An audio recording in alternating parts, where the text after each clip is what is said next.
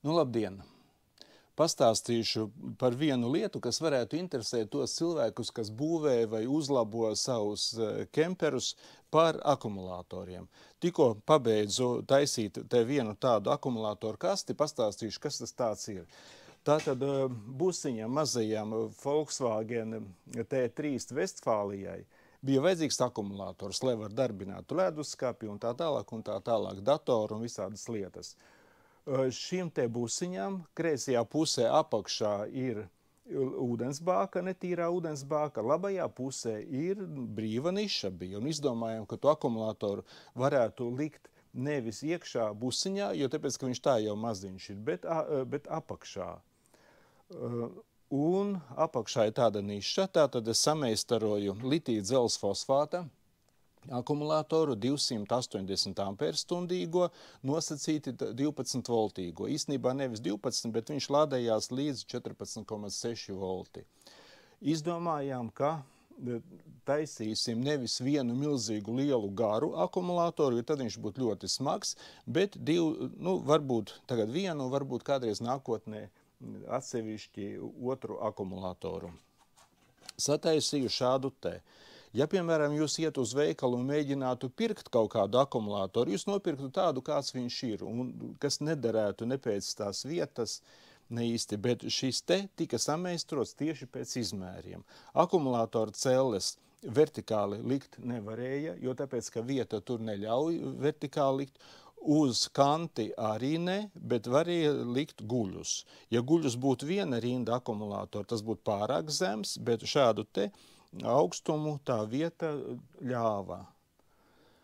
Akumulātora, jā, par svaru tagad runājot un par priekšrocībām litija dzelzs fosfātam attiecībā pret, piemēram, svina akumulātoru, kāds ir šeit.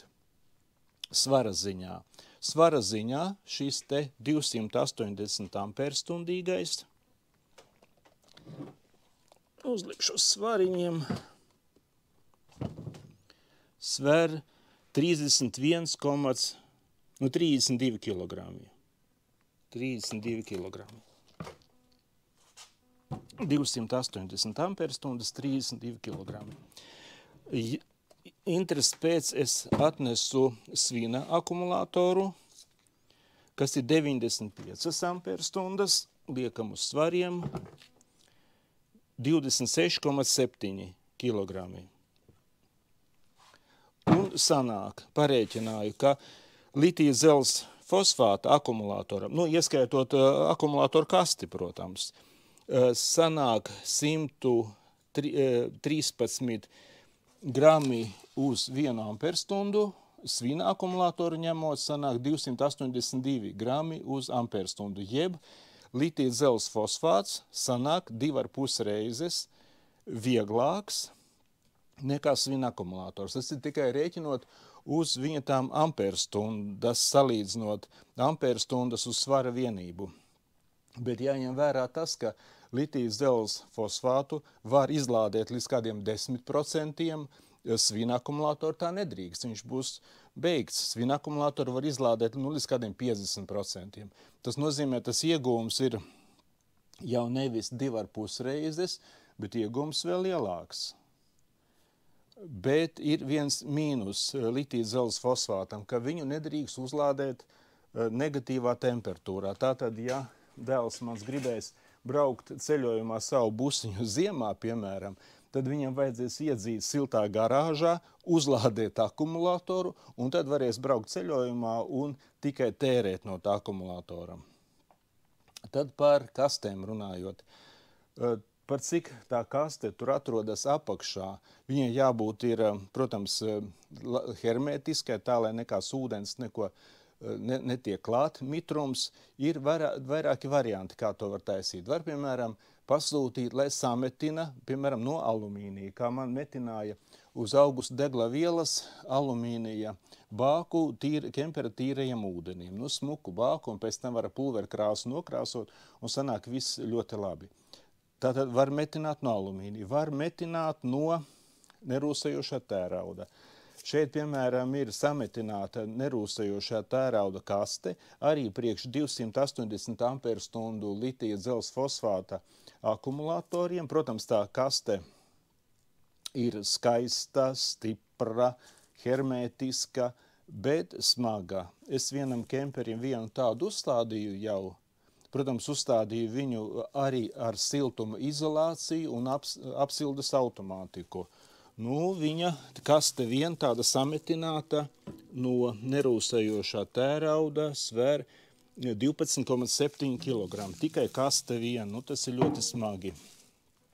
Un ir cits variants. Ņemt alumīnija plāksnes, leņķīšus, kniedēt, sataisīt, sakniedēt, vai kā šeit es taisīju. Tik izgrieztas alumīnija plāksnes, darbs apmēram aizņēma kādu 10 dienas vismaz, ļoti darbietilpīgi. Ja kāds prasīsiet man uztaisiet, es netaisīšu, jo tāpēc, ka tas ir pārāk darbietilpīgi, sev vai kādam no dēliem, vai ko to var atļauties tādu darīt.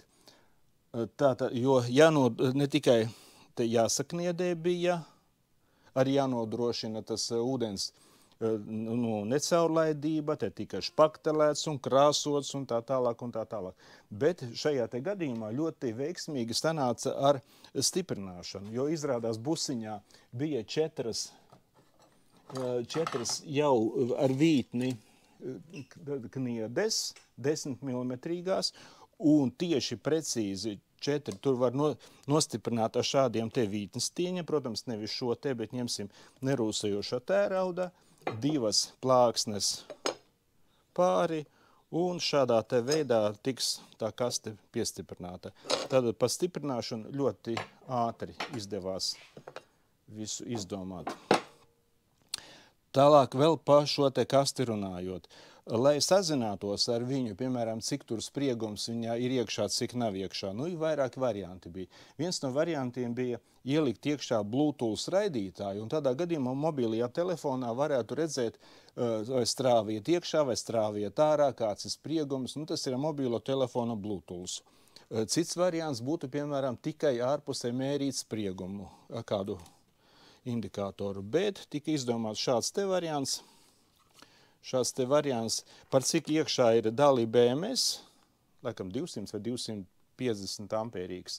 Viņam var pievienot ekrāniņu, un to ekrāniņu es te pieliku klāt, un šajā te dali BMS ekrānā var redzēt ne tikai spriegumu,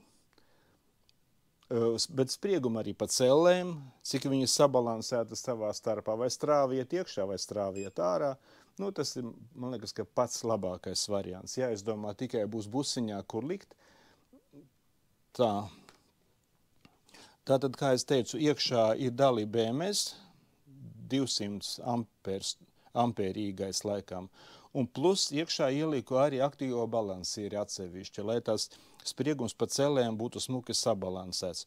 Un iekšā ieliku 300 ampērīgu drošinātāju. Tas tāpēc, ja gadījumā nedod Dievs kaut kur ārpusē izveidojās izsavienojums, lai neizkūst ar kādiem pāris tūkstošiem ampēru viss busiņš, bet lai pārdeg drošinātājs. Protams, drošinātāju apmainīt būtu grūtāk. Vēl te viena tāda nianse. Par cik šeit akumulātoru tās celles liku plakaniski, tad iznāk, kad ar šo te vāku bija gan, viņš pildīja funkciju gan to ceļu saspiešanu, gan arī tajā pašā laikā viņam jābūt hermētiskam. Te uztaisīt tādu vāku, te ar kādu skoču pa perimetru varēs iespējams nolīmēt, lai tas ūdens tur nekā netiek iekšā. Tagad par šī te akumulātora lādēšanu runājot.